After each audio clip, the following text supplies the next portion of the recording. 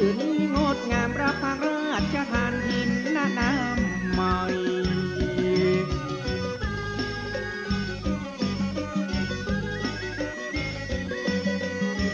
เนือนที่วัดปัจจุบันมีอยู่2 งานสี่ให้แบ่งที่ป่าหมู่บ้านเอาไว้จำนวนเนื้อที่1 งานมีลูกพระเนนยังวัดว่ามาจำพรรษาหลายลูกกับกันเจ้าอาวาสอยากสร้างอาคารสร้างกุฏิสงฆ์หลังใหม่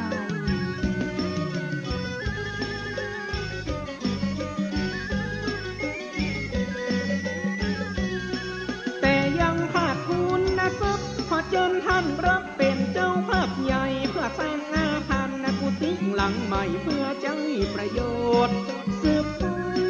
กินตานไผ่บาได้บังคับตานน้อยตานนักสุดแล้วแต่ใจตามเจตนาศรัทธาตั้งหลายตามใจไผ่จะบอกริงาจาก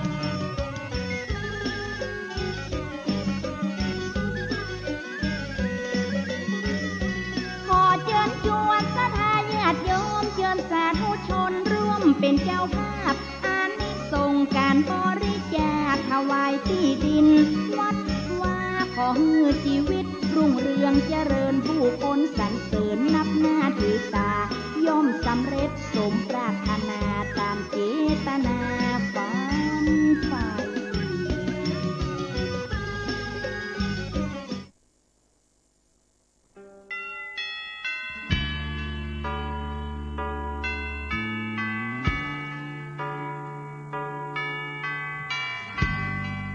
ต่อเลยไปขอเชิญรับฟังธรรมะยามแรงจากตุเจ้าวัดทุ่งตาตำบลหนองหานอำเภอสันทรายจังหวัดเชียงใหม่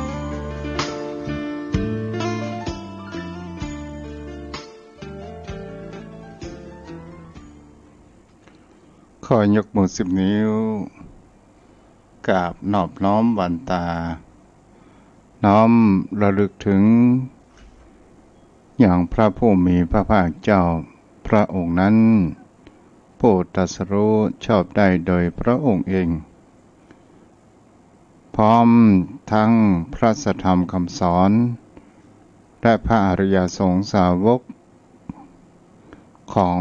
องค์สมเด็จพระผู้มีพระภาคเจ้าโดยเสียงเก้าของข้าพเจ้าและขอถวายความเคารพนอบน้อมไหว้สามายังครูบาอาจารย์พระเถรานุเถระ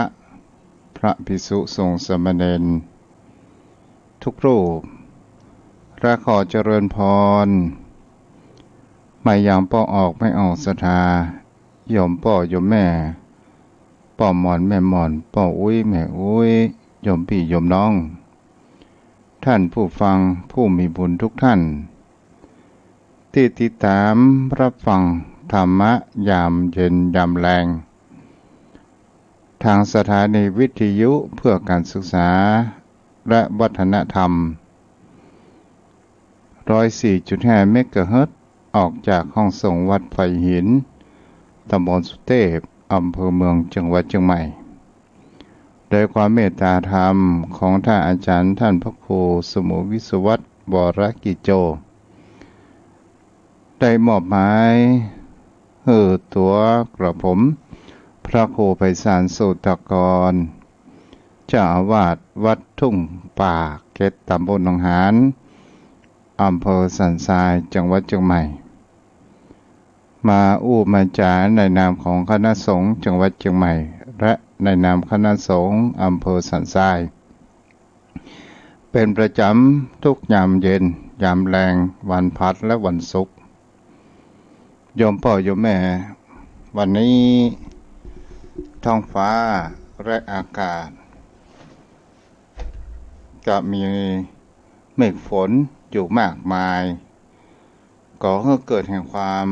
เย็นสบายและมีความชุ่มช่ำทุกสิ่งทุกอย่างนั้นจะเห็นได้ว่าบางคนนั้นก็เกิดความชอบที่มีฝนตกลงมาบางคนนั้นก็ไม่ชอบ ที่ฝนตกมามากมายคนที่อยู่ที่รุ่มอยู่ที่น้ำขังก็มามีความชอบในทางด้านน้ำฝนแต่บุคคลที่อยู่ที่สูงก็มีความชอบน้ำฝนเช่นเดียวกันแต่คำว่าฝนน้ำฝนน้ำเป็นสิ่งที่เราจะเห็นได้ว่ามันมีคำว่าเลือกจะเป็นเศรษฐียาจกคนดีหรือบดีอย่างใดน้ำฝนนั้นเมื่อมันถึงกาลฤดูกาลมันก็ตกลงมาฝนแต่ละเม็ดนั้นก็รวมกันเป็นแม่น้ำที่อันหล่อเลี้ยงสรรพสิ่งสรรพชีวิตทั้งหลายบนโลกใบนี้ยังมีคุณค่าและมีความสมดุลของธรรมชาติจมพ่อโยมแม่วันนี้ก็ใกล้จะถึงวันตกแต่งดาที่เราจะมีการเข้าพรรษาก็คือวันพรุ่งนี้ก็เป็นวันศุกร์ที่23หรือที่เราฮ้องกันว่าวันดาวันเสาร์เป็นวันที่เข้าพรรษาของพี่น้องศรัทธาชาวบ้านภาษาทางการเรียกว่าวันอาสาฬหบูชาหรือว่าอาสาฬหบูณมีเป็นวันที่พระพุทธองค์นั้นได้แสดงธรรมปฐมเทศนาให้กับพระปัญจวัคคีย์ทั้งห้าและเป็นวันที่พระรัตนตรัยเกิดขึ้นมีความสมดุลกันคือมีคำว่าพระพุทธพระธรรมพระสงฆ์นั่นเองโยมพ่อโยมแม่ปีนี้มันก็คล้ายคลึงกับปีแล้ว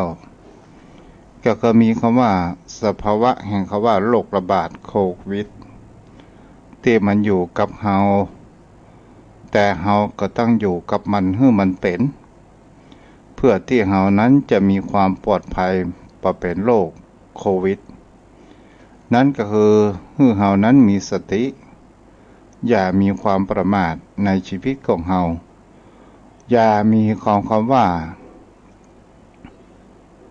อัตตาหรือว่ามีความบ่กลัวอะไรหยังต่างๆนานาเกิดขึ้นแต่ถ้าสิ่งที่เฮามีความประมาทพลาดพลั้งลงไปแล้วเป็นอะไรอย่างเกิดขึ้นมาก็จะทำให้เฮานั้นมีความกินแหนงเกิดขึ้นในทีหลังตลอดจนถึงทางคุณหมอป่นกรณรงค์ในการฉีดวัคซีนให้กับโยมพ่อโยมแม่แต่บางคนบางท่านมามีความมั่นใจในการฉีดวัคซีนแท้ที่จริงแล้วอะไรอย่างที่ทำให้คนเหล่านั้นมามั่นใจนั่นก็คือเราฟังข่าวว่าฉีดแล้วตายฉีดแล้วพิการฉีดแล้วมีผลข้างเคียงและก็ทำให้จิตใจของเรานั้นมีความวิตกกังวลเราเลยมีความกล้ากลัวฉีดว่าจะประฉีดหรือประฉีดสุดท้ายมันก็มีคำว่าวิตกกังวลเกิดขึ้นแท้ที่จริงแล้วถ้าเราไม่มีความวิตกกังวลฉีดแล้วอะไรอย่างจะเกิดขึ้นมันก็เป็นเรื่องของชีวิต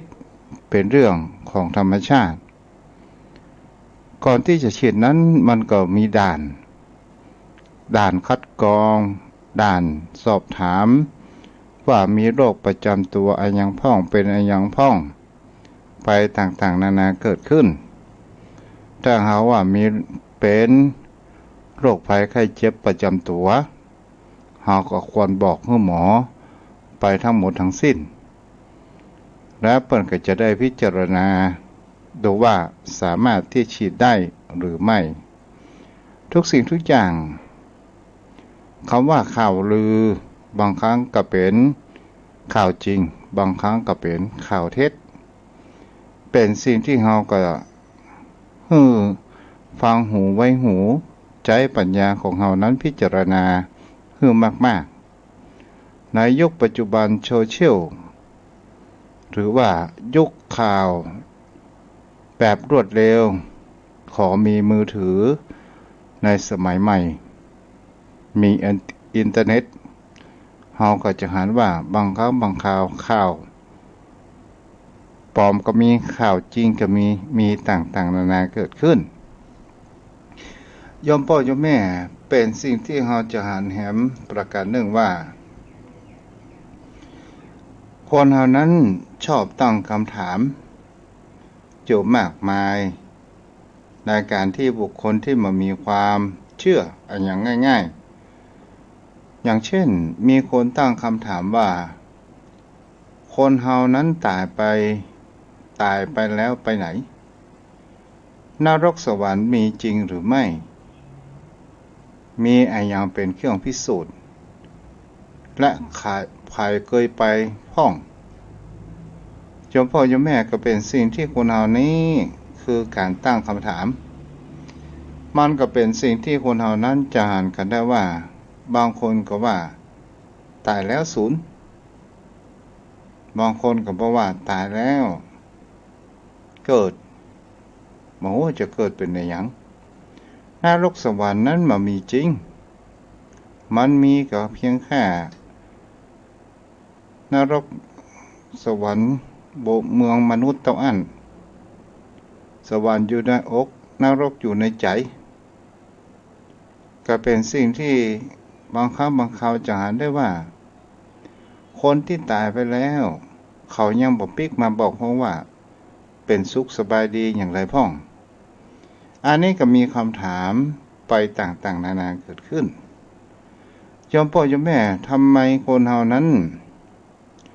ต้องมีคำว่ากลัวตายทำไมเขาต้องกลัวแห่งความทุกข์แท้ที่จริงแล้วในชีวิตของคนเฮานั้นมันก็ผ่านการเวลาไปเป็นระยะของในชีวิตของคนเฮาในรอบแต่ละวันแต่ละเดือนแต่ละปีก็เป็นสิ่งที่เราจะเห็นได้ว่าสภาพร่างกายเซลล์ร่างกายของคนเฮานั้นมันก็มีความเปลี่ยนแปลงไปทุกเวลาทุกวินาทีก็ว่าได้แต่เฮามาหันสภาพนั้นเกิดขึ้นอย่างกับโยมพ่อโยมแม่ต่อคืนนี้ทุกเจ้าก็ได้อย่างเช่นเฮาสังเกตต้นไม้ว่าต้นไม้ต้นนี้เฮาหันแล้วว่าวันนี้มันยังมีคำว่ายอดอ่อนยังมีความเขียวกระจีเกิดขึ้นและเฮาก็ได้มองดูว่าใบไม้มันเป็นยอดอ่อนอย่างกับต้นมะม่วงก็ว่าได้สถานญาติโยมทั้งหลายยอดอ่อนของต้นของใบมะม่วง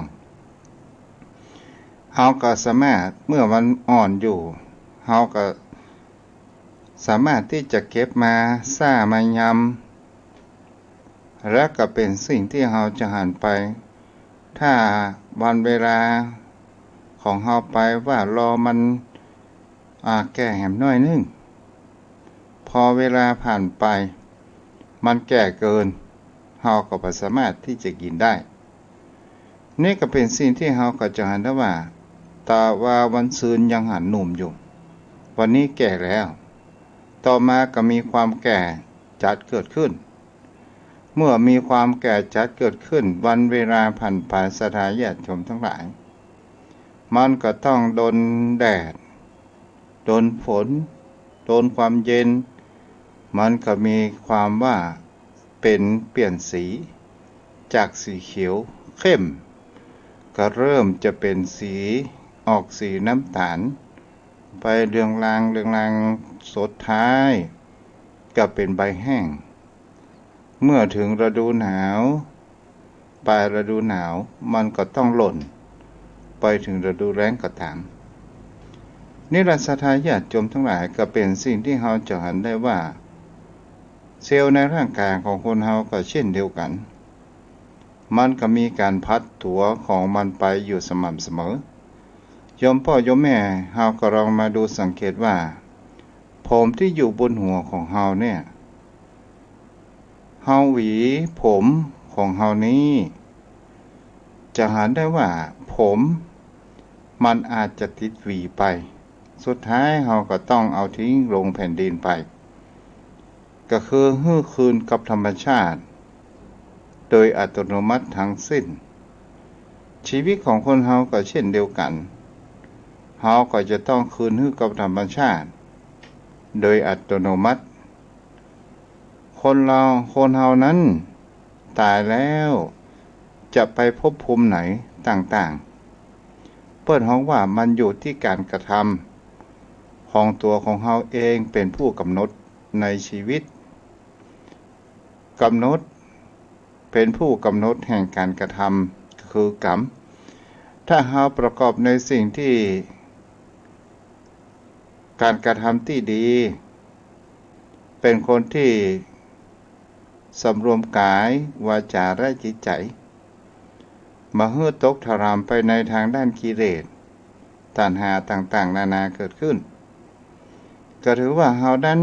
เป็นผู้ที่ได้ทำกรรมดีแต่ถ้าว่าเฮาเกิดมีความประมาททรามฮื้อจิตใจของเฮานั้นตกเป็นทาสของกิเลสมันนำพาเฮาไปในเสียหายเกิดขึ้นจะเป็นความโกรธจะเป็นความโลภจะเป็นความหลงอิจฉาริษยาเหล่านี้ต่างๆนานาเกิดขึ้นอยู่ในจิตใจและเฮาก็จะเห็นได้ว่ามันก็ก่อให้เกิดแห่งคำว่าเป็นสันดานของมนุษย์ของคนเฮานั่นเองและก็เป็นสิ่งที่เฮาจะเห็นได้ว่ามันก็เป็นสิ่งที่บันทึกอยู่ในจิตอยู่หรือว่าอยู่ในจิตใจอยู่ในวิญญาณของเฮาอย่างมามีคำว่าวันสูญหายไปแต่พอร่างกายของคนเฮานั้นมันมีความแก่ชราเกิดขึ้นก็โดยที่มีภัยมาเบียดเบียนจะเป็นภัยพยาธิภัยธรรมชาติต่างๆทำให้เฮานั้นล้มป่วยตายลงไปถามว่าร่างกายซึ่งมันเป็นรูปธรรมมันก็ย่อมเสื่อมสลายไป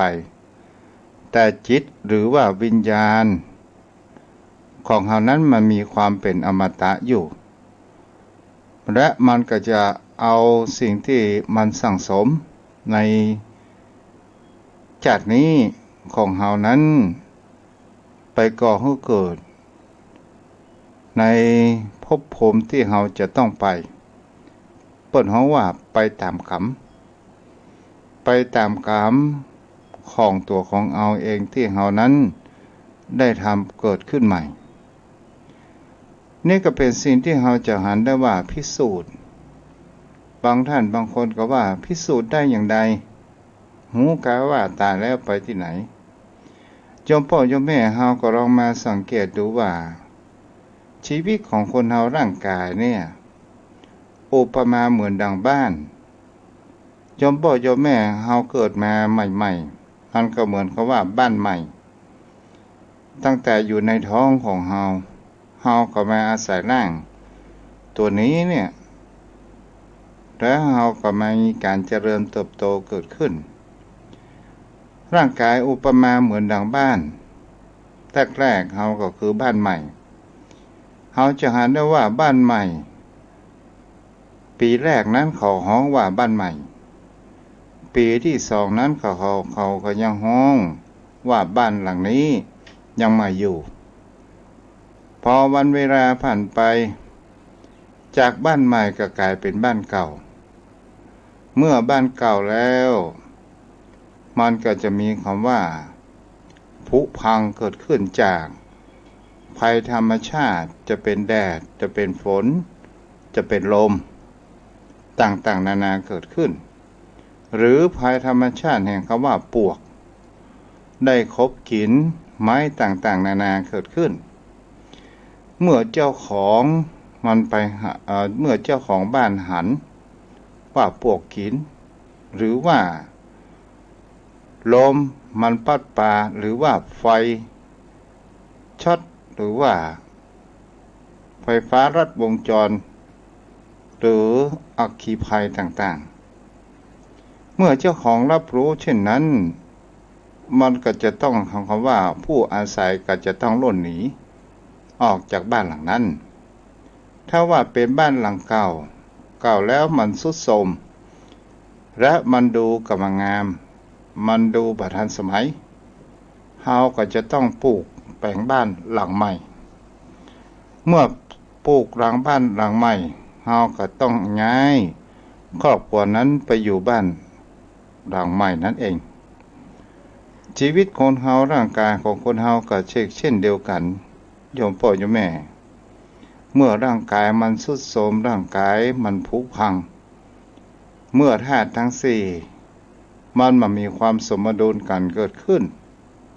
ก็คือแรงกายพละกำลังของเฮาก็หดหายพละกำลังแห่งธาตุไฟเผาผลาญเฮาก็เริ่มจะวอดธาตุดิน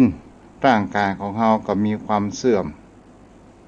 มันก็มามีความสมดุลกันเกิดขึ้นในคำว่าดินน้ำลมไฟนั่นเองแล้วมันก็จะทำให้เฮาหันได้ว่าจิตอุปมาเหมือนเจ้าของบ้านมันก็จะต้องออกจากบ้านหลังนั้นไปแต่ถ้าว่าเมื่อเจ้าของบ้านมีสตุ้งสตางค์มีเงินพร้อมก็จะต้องแปลงบ้านหลังใหม่ให้สดใสงดงามเกิดขึ้นอุปมาเหมือนดังคนที่ได้ทำบุญกุศลไว้มากมันก็จะต้องได้แปลงบ้านอย่างดีอย่างงามอยู่อาศัยและมีความอบอุ่นแต่ถ้าว่าบุคคลสตางค์ก็ไม่ได้เตรียมมาอย่างก็ไม่ได้เตรียมเงินก็บ่มีบังเอิญโดนไฟไหม้โยมพ่อโยมแม่ก็เป็นสิ่งที่จะหันได้ว่าอันอย่างเมื่อไม่ได้เตรียมบ้านก็ไม่ได้แปลงมีเสื้อผ้าตามที่เอาออกมาได้ก็จะต้องไปอาศัยกับบ้านญาติเมื่อไปอยู่บ้านญาติก็ยังบ่สามารถที่จะปลูกสร้างเงินตัวเองนั้นได้เตื้อเมื่อไปอยู่บ้านญาติก็เกิดแห่งความว่าเกรงใจบางครั้งบางคราวญาติก็มีความอึดอัดก็เกิดแห่งคำว่าเฮาโมโหจะทำอย่างใดมันก็อุปมากับเหมือนกับคนที่บ่ค่อยทำบุญกุศลนี่แหละศรัทธาญาติโยมทั้งหลายนี้เป็นสิ่งที่เราจะหันกันได้คำว่าตายแล้วไปที่ไหนมันก็ไปตามภพภูมิตามที่เราได้กระทำนั่นเองแต่ถ้าว่าเป็นบุคคลที่มักให้ทานคนที่ชอบให้ทานรักษาศีลเจริญสมาธิภาวนาก็จะต้องไปภพภูมิที่ดี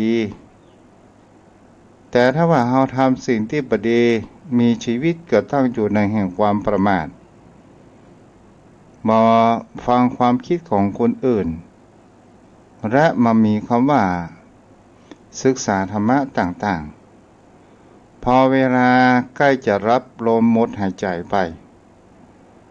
ก็ให้เกิดแห่งคำว่าหลงต้นของว่าหลงตายมีความเพ้อไปต่างๆนานาเกิดขึ้นสิ่งนั้นอยากจะทำแต่ไม่สามารถที่จะกระทำได้สุดท้ายเอาไปเอามานิมนต์ตุเจ้ามาเทศน์ธรรมมหาวิบากนี่แหละโยมพ่อโยมแม่ก็เป็นสิ่งที่เราก็จะหันกันได้ว่านี่แหละบุคคลที่ตั้งแห่งในความประมาทเกิดขึ้นและเราจะหันได้ว่าทำอย่างใดก็ได้อย่างนั้นเมื่อตายไปแล้วจะไปสู่ในภพภูมิไหนโยมพ่อโยมแม่เราก็ลองมาอุปมาเหมือนดังสัตว์สิ่งหิ่งห้วยต่างๆเมื่อเราเอามารวมกันเกิดขึ้นจะเป็นนกจะเป็นเสือจะเป็นปลาจะเป็นสุนัขจะเป็นแมวไปต่างๆนานาแมลงวัน โยมพ่อโยมแม่เอามารวมกันเกิดขึ้นเมื่อเจ้าของนั้นปล่อยพร้อมเพียงกันเกิดขึ้นปุ๊บนกก็จะต้องบินขึ้นบนฟ้าหมาก็จะต้องไปวิ่งไปหากลับบ้านหาเจ้าของมันเองจะเป็นแมวก็ต้องมาปนเปื้อนอยู่กับคนแมลงวันก็จะชอบไปตอมของข้าวสิ่งที่เป็นสกปรกของสกปรกเหม็นสาบต่างๆนานาเกิดขึ้นนี่แหละศรัทธาญาติโยมทั้งหลายหนูมันก็จะต้องไปหาหลบซ่อนคัดป่นห้องว่าไปชอบคัดแงะกินไปต่างๆแมลงสาบเขาวิ่งเข้าซอกเข้ารอกที่มันมืดซอกกินเนี่ยกับคนเฮานั้นจะหันนะว่าคนผู้หมดลมหายใจตายไปมันก็แยกย้ายไปตามกรรมป่นห้องว่าไปตามกรรมที่เขาได้กระทำนั้นเช่นเดียวกันคนเฮานั้นเกิดมาอยู่บนโลกใบนี้ก็เหมือนกับสัตว์ที่ถูกจับมาขังรวมกันนั่นเองโยมพ่อโยมแม่เฮาก็ได้ศึกษาและก็เป็นสิ่งอย่างพ้องที่เฮาจะไปสวรรค์ที่เฮาจะไปนรกอย่างพ้องที่เป็นกฎเกณฑ์ที่เฮาลองมาศึกษาในหลักธรรมคำสอนของพระพุทธองค์ที่พระพุทธองค์นั้นได้ตรัสไว้จะเป็นสิ่งที่เราจะเห็นได้ว่าทุกสิ่งทุกอย่างมีคำว่าเหตุและก็มีคำว่าผลต้นเหตุที่จะทำให้คนเราหนุนไม่ในทางที่ร้ายไม่ในทางภพภูมิที่บดีก็คือต้นเหตุของมันที่จะหนุนเราไปเกิดนั่นก็คือคำว่าอวิชชาและตัณหาพร้อมและคำว่าอุปทานอวิชชาคือความบ่รู้แจ้งหันจริงด้วยความโง่เขลาไม่ยอมรับสภาพแห่งความเป็นจริงนี่ก็หมายถึงว่าบุคคลที่มีความโง่เขลาไม่ยอมรับสภาพแห่งความจริงเอาใจตัวเองนั้นเป็นใหญ่โดยการที่บ่เชื่อในการบอกข่าวบ่เชื่อในการบุคคลที่ผู้หวังดีเตือนสติประการที่สองก็คือคำว่าตัณหาความทะเยอทะยานอยากได้จนเกิดจนมากเกินไปความต้องการแห่งเหมือนกับว่าความต้องการมันมีคำว่าที่สิ้นสุดอุปทานก็คือความยึดมั่นถือมั่นและไม่ยอมปล่อยวางโดยความหลงว่าร่างกายนี้ก็เป็นของตัวของเราเองทรัพย์สินสมบัติก็เป็นของตัวของเราเองนั้นก็ของกูนี้ก็ของกูนี่ก็คือคำว่าอุปทานโยมพ่อโยมแม่ก็ลองเอามาเปรียบชีวิตว่ามีคนอุปมาเปรียบชีวิตเหมือนกับว่าตะเกียงที่มีคำว่าน้ำมันและมีไส้ตะเกียงที่มีน้ำมันและมีไส้นั้นไฟมันยังสามารถติดอยู่ได้มันมีคำว่าหมดเชื้อมันสามารถที่จะหมดดับได้สามารถที่จะจุดได้แห่งครั้งหนึ่งมันก็เหมือนกับว่าคนเฮาตายแล้วเกิดจิตของเฮานั้นไปเกิด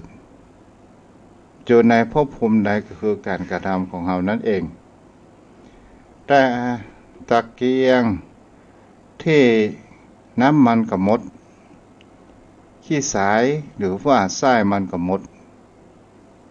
มันก็เป็นสิ่งที่เฮาจะเห็นได้ว่า นี้ก็คือเฮานั้นเฮาได้เดินทางไปสู่แห่งคำว่านิพพานนั่นเองเอาละโยมพ่อโยมแม่บุคคลที่เป็นเหตุที่สามารถที่จะทำให้เฮานั้นเป็นสัตว์นรกได้นั่นก็คือเพราะอำนาจแห่งคำว่าโทสะก็คือความโกรธกันเป็นส่วนมากสามารถที่จะเกิดเป็นสัตว์นรกต่อมาอำนาจแห่งคำว่าโลภะคือความโลภก็คือบุคคลใดๆที่มีความโลภมากมายก่ายกองโลภแม้กระทั่งทรัพย์สินสมบัติของสายเลือดทรัพย์สินสมบัติอันของเปื้อนฝูง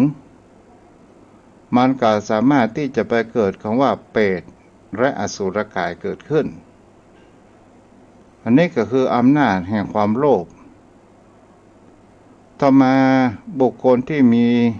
อำนาจที่เป็นคำว่าโมหะโมหะก็คือมีความหลงแล้วขาดสติปัญญาเชื่อเปิ้นว่าอาหยังก็เชื่อแล้วก็เป็นสิ่งที่จะหันได้ว่าปัจจัยโยโสมนสิการคือการพิจารณาโดยการความเยียบคายแล้วทำให้เสียทรัพย์สินแล้วก็มีความเลื่อมใสโจรเปิ้นว่าบดีเขาก็ว่าดีอำนาจแห่งโมหะนี้สามารถให้เกิดเป็นสัตว์เดรัจฉานเกิดขึ้นและพอมาก็คืออำนาจแห่งคำว่าศีลห้าและอกุศลกรรมบทอกุศลกรรมบท10อำนาจสิ่งเหล่านี้สามารถที่เราจะมาปิกมาแก้ไขสามารถที่เราจะมาเป็นมนุษย์แห่งครั้งหนึ่ง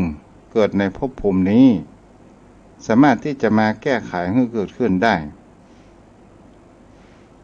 บุคคลที่เกิดเป็นเทวดาก็ด้วยอำนาจแห่งคำว่ามหากุศลทั้ง8กุศลทั้ง8โยมพ่อโยมแม่ถ้าทุกเจ้าจะอู้ลงลึกไปก็คงจะนานเกินไปจะอู้แบบย่อๆมหากุศลมี8ประการก็คือบุคคลที่เวลาทำบุญมีความดีใจปรารถนาเพื่อได้มรรคผลนิพพานและเป็นบุคคลที่ทำบุญเองไม่มีภัยมาชักชวนใดๆทั้งสิ้นแต่มีความปรารถนาเพื่อมรรคผลนิพพานเกิดขึ้นเปิดห้องว่าสามารถนำไปเป็นเทวดาก็ได้เมื่อกลับมาเกิดมาเป็นมนุษย์จะมีความมั่งคั่งสมบูรณ์ร่ำรวยบ่อดบ่ยากบ่มีความทุกข์ยากมากเท่าใดและมีปัญญามากหากออกเจริญสมถกรรมฐานก็จะได้บรรลุฌานปฐมฌานเป็นต้นถ้าออกเจริญวิปัสสนากรรมฐานก็จะได้บรรลุมรรคผลนิพพานในชาตินั้นประการที่2ก็คือเวลาบุคคลที่มีความดีใจปรารถนามรรคผลนิพพานในการทำบุญของตัวเองโดยการที่มีการชักชวนก็จะทำบุคคลที่ทำบุญประการเช่นนี้ยังเป็นผลที่2สามารถจะนำเกิดมาเป็นมนุษย์ได้นำไปเกิดเป็นเทวดาก็ได้ถ้าเกิดมาเป็นมนุษย์ก็ยังมีความร่ำรวยมีปัญญาดีแต่เป็นที่2ยังมีความต้นเขาว่ามีความเก่ง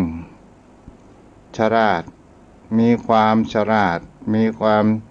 ถ้าเจริญสมถกรรมฐานก็จะได้บรรลุฌานในชาตินั้นถ้าเราเจริญวิปัสสนาเรากรรมฐานจะได้บรรลุมรรคผลนิพพานในชาตินั้นเช่นเดียวกัน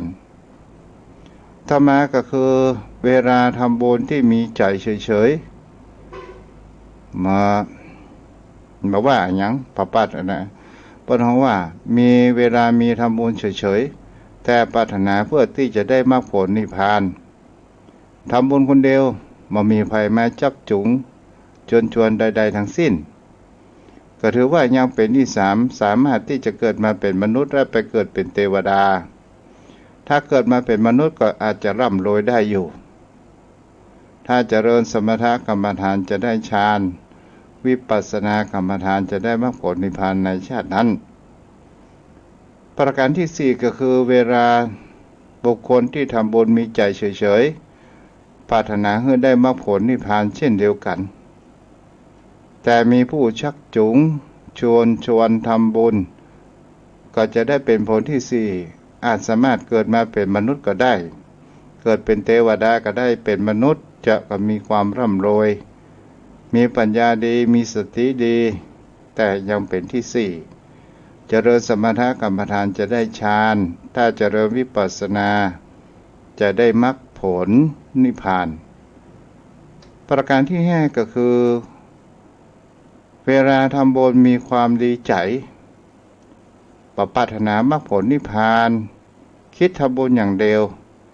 โดยมันมีการที่ใครมาชักจูงโดยการที่เขามามีตั้งคิดปรารถนานั่นเองเขาจะได้ว่าเป็นผลที่ห้าสามารถที่ทำให้เกิดมาเป็นมนุษย์ก็ได้เกิดไปเป็นเทวดาก็ได้ถ้าเกิดมาเป็นมนุษย์ก็จะมีความร่ำรวยมั่งมีสีสุขแต่ขาดปัญญาก็คือเมื่อมีปัญญาที่จะได้ฌานและบ่ได้มรรคผลนิพพานก็หมายถึงคำว่าถ้าเจริญสมถะก็บ่ได้ฌานถ้าออกเจริญวิปัสสนาก็บ่ถึงคำว่ามรรคผลนิพพานในชาตินั้นแต่จะเป็นปัจจัยได้ฌานในมรรคผลนิพพานในชาติต่อไปเวลาประการที่หกก็คือเวลาที่ทำบุญมีความดีใจปรารถนามรรคผลนิพพานมีผู้ชักชวนทำบุญกระทำไปและก็เป็นสิ่งที่จะหันได้ว่าแต่ขาดปัญญาในการทำบุญให้ทานได้ผลเป็นที่หกสามารถที่จะเกิดมาเป็นมนุษย์ก็ได้ไปเกิดเป็นเทวดาก็ได้เกิดเป็นมนุษย์ก็จะมีความร่ำรวยมีความมั่งคั่งสมดุลมั่งมีสีสุขแต่ขาดปัญญาก็คือมีปัญญาที่บ่ได้ฌานเหมือนที่ทุกเจ้าได้อู้ในตะกี้และจะได้ฌานในชาติต่อไปประการที่ประการที่เจ็ดก็คือเวลาทำบุญมีความเฉยๆปรารถนามรรคผลนิพพานและมามีภายมาชักจูงในการทำบุญชวนทำบุญผลก็จะเป็นที่เจ็ดขาดปัญญาและสามารถนำไปเกิดเป็นมนุษย์ก็ได้เป็นเทวดาก็ได้และจะมีความมั่งมีสีสุขแต่มามีปัญญาที่จะบรรลุฌานมรรคผลนิพพานแต่ก็จะมีการในชาติต่อไปประการที่แปดก็คือเวลาทำบุญมีจิตใจเฉยๆปรารถนานิพพานมีผู้ชักจูงทำบุญผู้ที่จะทำบุญเช่นนี้ผลเป็นที่แปดสามารถไปเกิดสวรรค์ก็ได้เป็นเทวดาก็ได้เป็นมนุษย์ถ้าเป็นมนุษย์จะมั่งมีสีสุขร่ำรวยบ่อดอยากกั้นกินต่างๆนานาแต่ขาดปัญญาในเรื่องฌานก็จะต้องสั่งสมบุญญาบารมีเพื่อที่จะบรรลุในฌานในภพต่อไปนี่แหละโยมพ่อโยมแม่เรามาดูสังเกตกันจะได้ว่าคนเฮาแท้ที่จริงแล้วสิ่งเหล่านี้นรกสวรรค์นั้นมันมีอยู่จริงเป็นสิ่งที่เฮาจะหันได้ว่าและวิทยาศาสตร์ว่ายังมาหันด้วยตาเปล่าและจะมีอย่างมาพิสูจน์แม้วิทยาศาสตร์ก็ยังบ่สามารถที่พิสูจน์ได้แต่มันขึ้นอยู่ที่บุคคลที่มีความประพฤติปฏิบัติดีเช่นจะหันโดยตาใน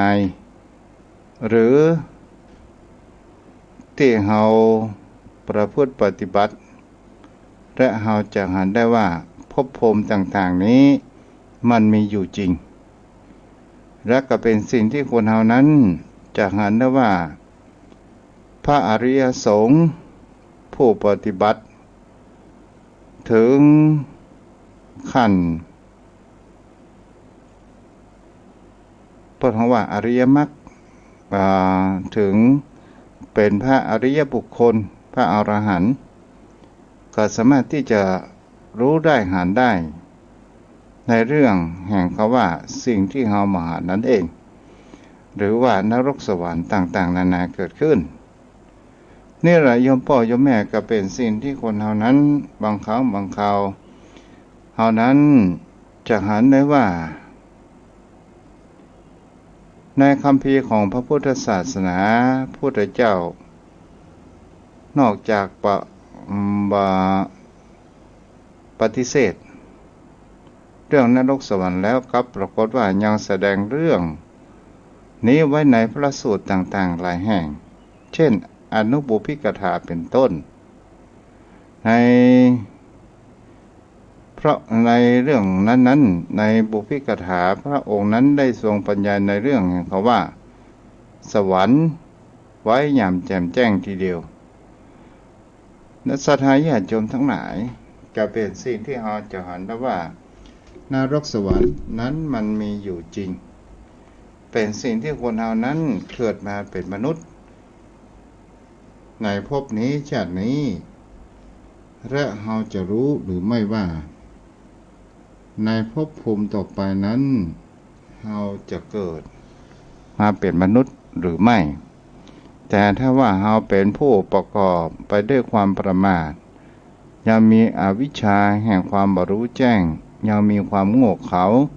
ยังมหันสัจธรรมและก็มีคำว่าตัณหามีความทะเยอทะยานอยากได้ทรัพย์สินเงินทองอยากได้อำนาจตำแหน่งต่างๆนานาตลอดจนถึงในความยึดมั่นถือมั่นแห่งคำว่าร่างกายสังขารยึดมั่นถือมั่นในทรัพย์สินสมบัติต่างๆนานาเกิดขึ้นรู้ทั้งรู้ว่าเราก็บ่สามารถที่จะเอาไปตัวได้สักอย่างเดียวและบุคคลที่ตกอยู่ในอำนาจแห่งโทสะก็จะต้องไปแห่งว่าภูมินรกกับภูมิหรือว่าสัตว์นรก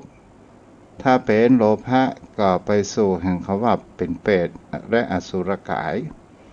ถ้าเราอยู่ในอำนาจแห่งคำว่าโมหะการเป็นส่วนใหญ่เราก็จะต้องไปเกิดแห่งสัตว์เดรัจฉานถ้าเราเป็นคนประพฤติศีลกินทานทำกุศลไว้มากเราเกิดมาเป็นมนุษย์และเราจะเกิดเป็นเทวดาได้ก็คือมหากุศลทั้ง8ที่พระเจ้าได้อุปไปแล้วถ้าเราอยากเกิดเป็นพรหมเราก็ต้องหมั่นทำสมถกรรมฐานหรือฌานสมาบัติก็คือหมั่นนั่งสมาธิไหว้พระสวดมนต์ถ้าเราอยากจะไปนิพพานคือบ่เกิดแห่งแล้วเราก็ต้องเจริญวิปัสสนากรรมฐานอยู่บ่อยๆเอาละโยมพ่อโยมแม่วันนี้ก็ไว้เพียงเท่านี้เนาะรำมา3 นาทีสามารถที่จะโทรเข้ามาได้เด้อก่อนที่จะโทรเดี๋ยวกันเด้อเอาละเดี๋ยวรอคำเดียวเนาะ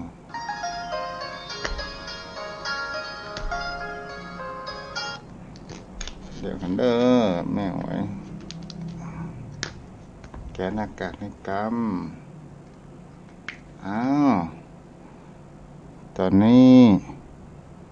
ให้จะโทรกับโทรเข้ามาได้063-163-9950วันนี้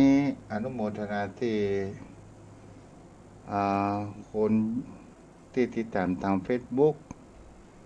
ก็มีตังคำว่ามีคำว่าคุณย่าแสนดีคุณโยมย่าแสนดีนะแล้วก็มีตังโยมพิธามาเนาะคุณโยมประเสริฐธีรวงศ์แล้วก็มีหลายท่านที่ติดตามตลอดจนถึงโยมพ่อโยมแม่ที่รับฟังอยู่บ้านโทรเข้ามาได้เด้อตอนนี้0631639950เจริญพรไหว้ศาลเจ้าตอนนี้อยู่บ้านฟังอยู่เจ้าแต่คืนกับฟังแล้วมันหลับไปอย่าตื่นมาท่านจบ ถ้าหลับแต่คืนนี้มันกินยาแล้วก็หลับไปเลยอ่ะเจ้าธรรมดาเจ้าคนละก่อนนี่กำลังใจนะอันแม่เคยชวนหมู่นี้นะเพิ่นทำบุญอย่างนี้เนาะเพิ่นทำไปแต่บางคนเพิ่นมาว่าเฮ้ยเพิ่นมาชวนแล้วก่อนไปทำบุญไปเพิ่นแล้วอันเกิดแค่แน่ไหมได้เป็นบริวารเพิ่นนะไอ้หรออย่างอันมันจะถูกว่ะมันบ่ใช่แม่นั่นน่ะเนาะมันบ่ใช่นะไอ้เนาะเจ้าคือ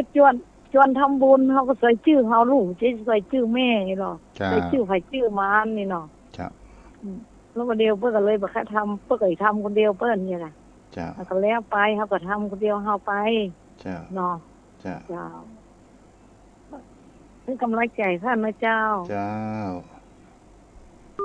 รายการนี้ไว้สาเด้อหลวงตาโทปลุเนาะเจริญพรไว้สาครับท่านอาจารย์ครับเจ้าว่าจะได้พ่องมีอย่างมาสนทนาอู้จากกันฮะมีอย่างนั้นเพราะว่าผมอยู่เฟเนอร์พ่ออยู่เฟเนอร์ยังกับเป้านะจำได้ป่ะยังกับเป้าติดตามรายการอยู่ตลอดเนาะที่ตามฟังอยู่อ่ะจ้าเพียงป้าเป้าเป็นได้พ่องฝนตกหนักก่อโควิดมีก่อตกวันนี้ตกหอวันนี้อ่ะเจ้าโควิดมีก่อฮะมีหมดเป้าอ่ะมีนี่เดี๋ยวนี้ฟอนลงเลยนะตามกี่คนอ่ะเจ้ามีแต่มีมานักเนาะครับมี40กว่าคนงานเดี๋ยวนี้ข้าง5คนเนี่ยจ้าแต่เฮาก็ป้องกันตัวเด้อป่อเด้อครับจ้าบุญรักษาเนาะป่อไม่สารนะครับเด้อเจ้าโทรเข้ามาได้เด้อ0631639950อนุโมทนากับแม่ออยตัวเด้อที่ได้รับฟังในวันนี้เนาะวันพรุ่งนี้เป็นวันตกแต่งดาภายหอนึ่งเอามาฮื้อตุ่งปักเกตฟองเด้อ อนุโมทนากับโยมพ่อโยมแม่ที่รับเป็นเจ้าภาพไฟพลังงานพระอาทิตย์หรือว่าพลังงานแห่งแสงอาทิตย์ที่เป็นเจ้าภาพไฟตอนนี้ตู้เจ้าก็ได้ติดตั้งขอบถนนหน้าวัดที่มันมามีไฟฟ้าถึงก็เป็นที่เรียบร้อยเป็นของโยมพ่อโยมแม่ได้รับประอานิสงส์ในครั้งนี้เป็นแสงสว่างส่องมรรคถนนหนทางโยมพ่อโยมแม่นั้นได้รับอานิสงส์ปราศจากปัญหาและอุปสรรคที่จะมาคีหัวจิตหัวใจของโยมพ่อโยมแม่เหมือนกันทุกคนเนาะโทรเข้ามาได้เด้อ0631639950 0631639950โทรแห่งครั้งหนึ่งถ้ามามีภัยก็เชิญพ่อนานสายันได้อุจจาสนธรรม 0631639950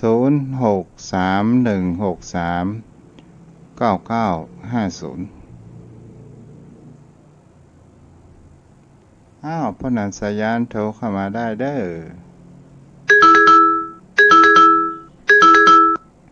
เจริญพ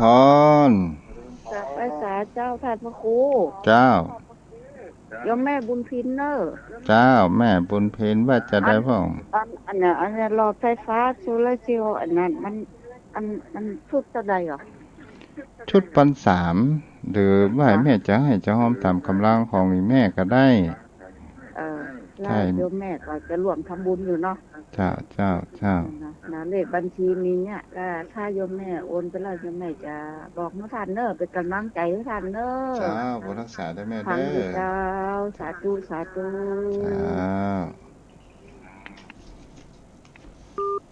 โทรเข้ามาได้0631639950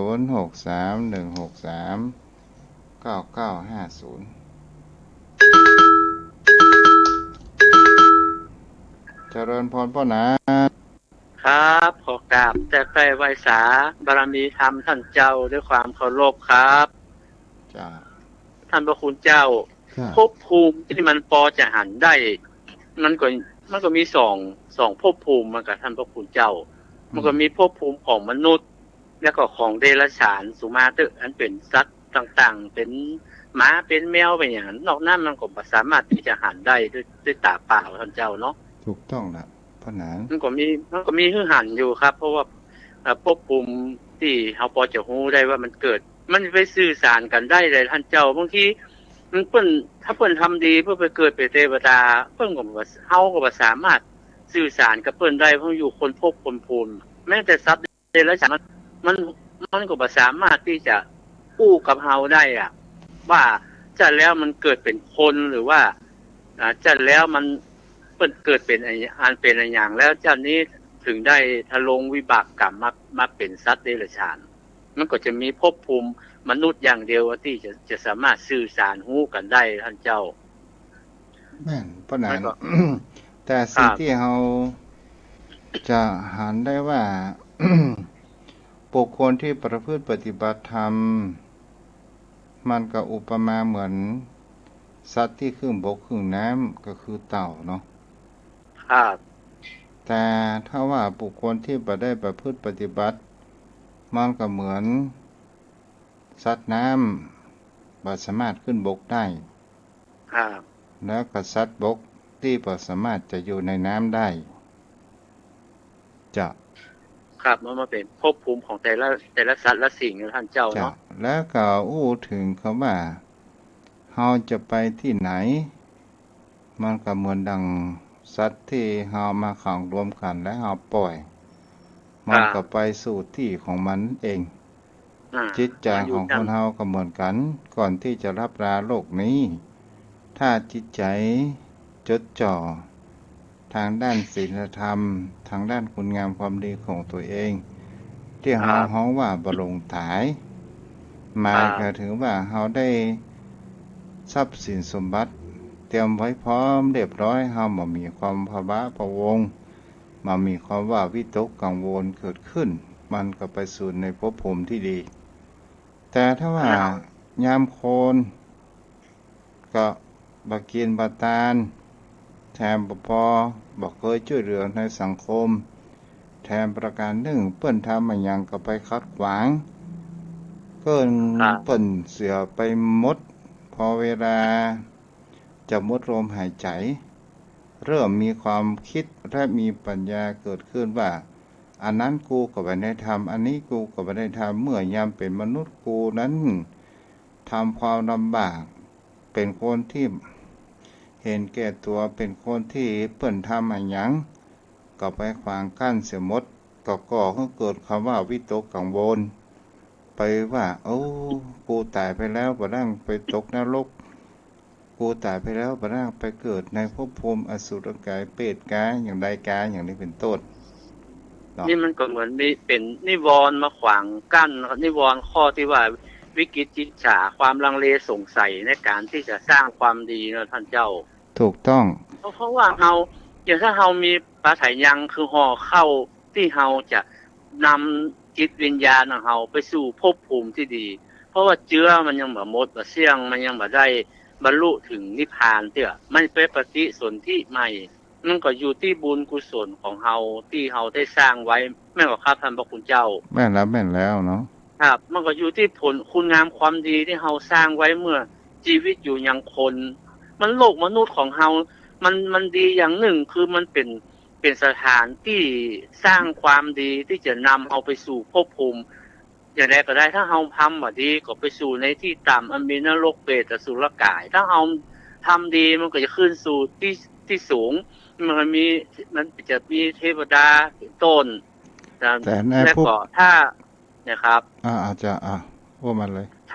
ถ้าทำความชั่วก็บ่มีความดีก็บ่ปรากฏก็คงจะเป็นมนุษย์ตามเดิมนะท่านเจ้าเนาะถูกต้องเนาะก็คือ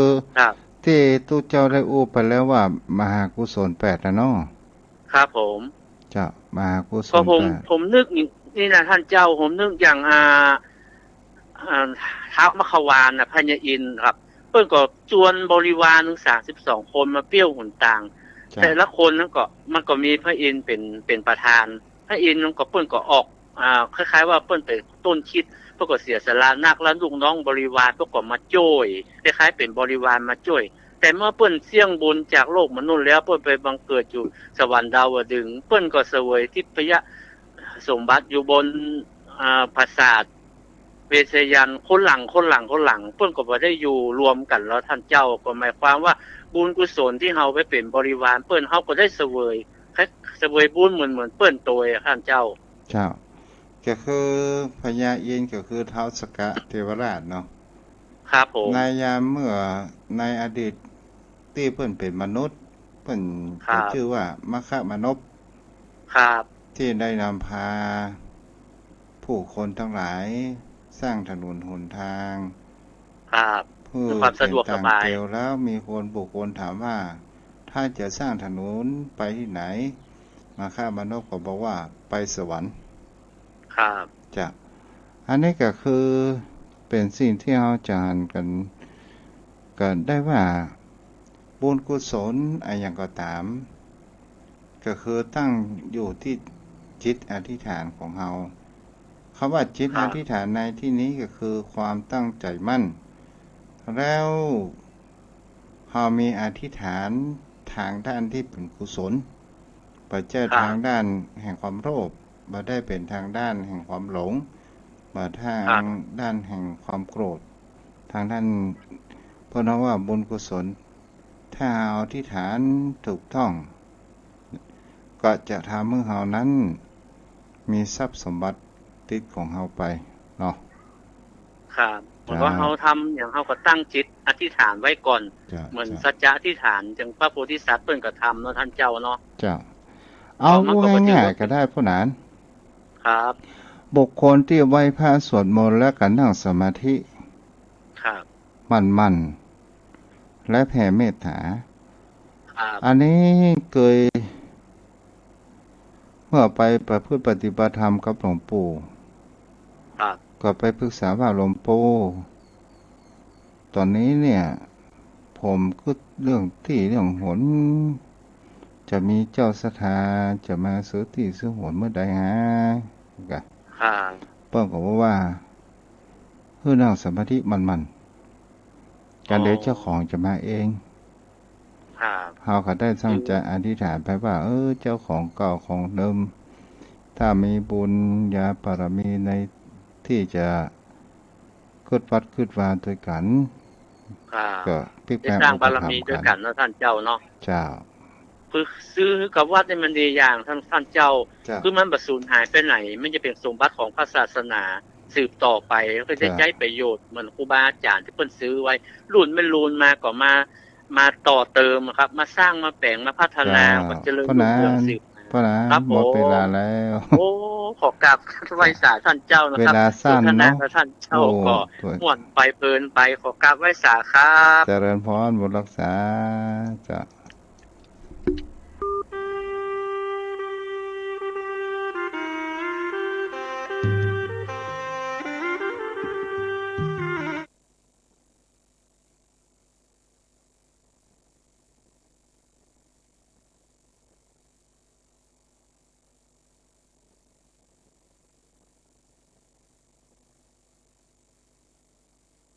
ในเอกราชและความเสียสละของบรรพบุรุษไทย